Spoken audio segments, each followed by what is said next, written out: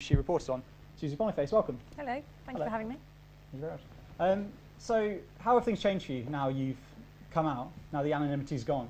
Not at all, which I wasn't expecting. I thought people would be disappointed, or you know, when you've been anonymous for a while, you can be anything you want or anything other people want you to be. I could have been blonde, I could be Asian, I could be tall or short or fat or thin, I could be infinitely more interesting than I am, and I thought that whenever I came out I'd be bound to disappoint people who thought I was something other than I was, and I've been pleasantly surprised by the complete lack of trolls and people going, no, it's fine, don't worry about it, it's okay.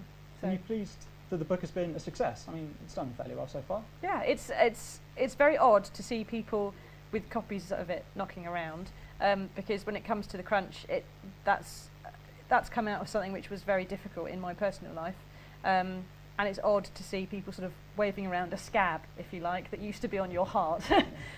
But it's kind of pleasant as well. It's nice to know that something horrible happened to you can be used for something good at some point in the future. You started writing, as we said earlier, in sort of, you know, when Leveson was just about to heat up and sort of phone hacking allegations were flying about, and you write about sort of phone hacking in no uncertain terms, and people reading this maybe for the first time might be a bit, she hacked a voicemail? How dare she? Because that's, you know, that's so frowned on now, and it has been for years now. But, you know, is that still your view on it, that it could be justified? My view on anything is that if you're prepared to tell a reader that you did something and explain your reasoning for it, then it's going to be acceptable to your reader, then it's acceptable to the general public.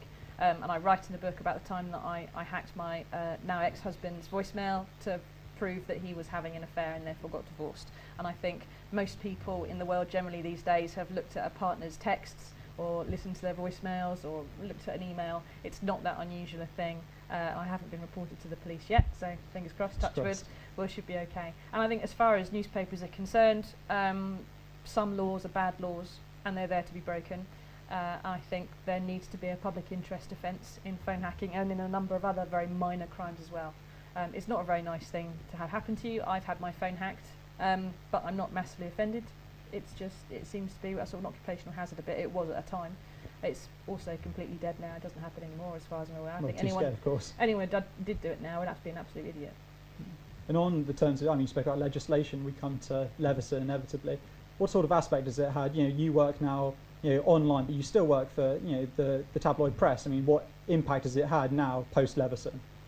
The general impact of Leveson and the associated police inquiries, and we've had more journalists arrested in the past year than they do in Iran, has been generally to cause a great deal of fear. Politicians and high-profile people, lawyers, PRs, they now feel they've got the whip hand and they've got journalists on the back foot and that they can bully stories out of the newspaper. And they can, because newspapers have shrinking budgets and they have shrinking legal budgets, and they don't want to fight legal battles that they aren't definitely sure that they can win. It's a tricky time at the moment in Fleet Street, but I think the main impact is general fearfulness amongst the foot soldiers, if you like, and I hope that that doesn't last too long. No.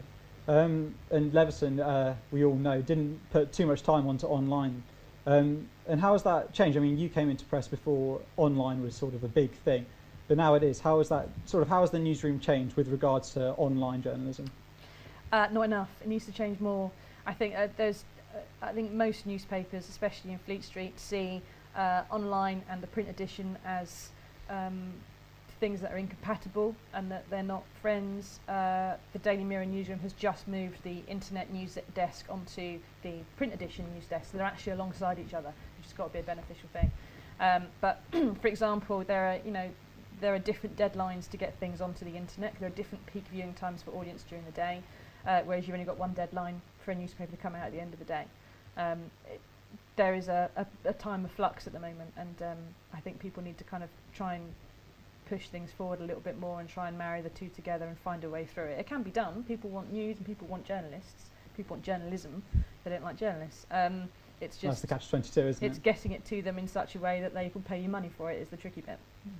You talk in the book in sort of no unspare terms about life in the newsroom.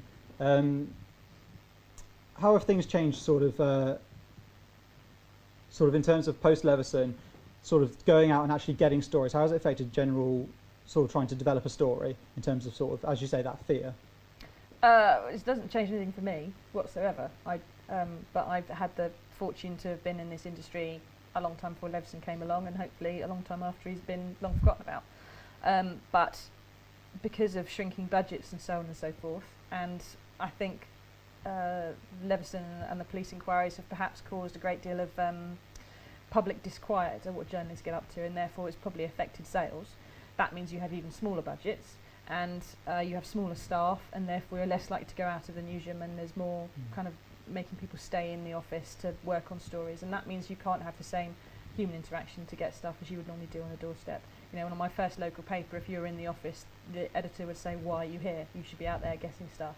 And now the editors say, "What do you mean you're out of the office? Where are you?" It's different for that reason. A whole new world. Yeah. Yeah. So in terms of you talk about the sort of the newsroom in general. And one thing that most people will pick up from the book is that the humour itself. I mean, it's a very funny book. Some of it is very dark, I think, is what a lot of people are going to come to. How is that? Is that something that's generally as real as it appears in the book? I mean, do journalists tend to have it's a lot darker than the book. I mean, I lightened it up considerably. Yes. Newsroom light. No, I think anybody who deals with humanity at its best and worst and at its most extreme, whether you're a police officer or a doctor or a nurse or a journalist or a dustman, say, you're going to be resorting to black humour to get you through the day. It's just how things are. It doesn't make you a bad person. It makes you slightly more in one piece at the end of things. And you mentioned sort of in the book this sort of almost a schizoid personality going between sort of developing sort of the persona of I'm a journalist, I'm going to go out there and find the stories every day, and then trying to develop a personal life. I mean, to you now, after all of this, what's your view on it? Can the two ever go together?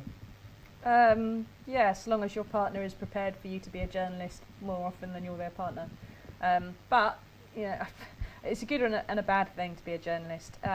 People don't generally get away with lying to you for very long, is one thing. If your something your ex-husband found out quite quickly. Yes, yeah, he did. He's a silly man really, because he knew he was married to a tabloid journalist. People don't lie to you for very long. You can find out what's going on pretty quickly. You've got a fairly good idea of how the world works, and so even if it comes to the fact you've got a problem paying your council tax, you can go to the right person and give them the right kind of rollicking in order to get them to do what you want them to do. But on the downside, it means that you're always suspicious, you've always got one ear open, you're listening for the next phone call and what's going to happen next. You're never off duty, exactly.